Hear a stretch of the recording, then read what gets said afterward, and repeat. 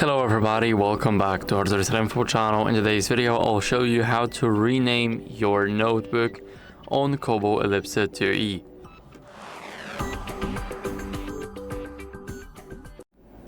So as you guys can see, we have a notebook called SD.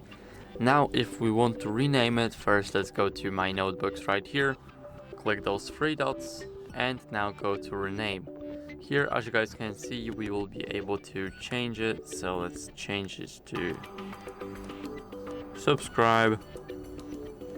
Of course, I double clicked it. Now let's save it. And as you guys can see, we've successfully changed the name of our notebook.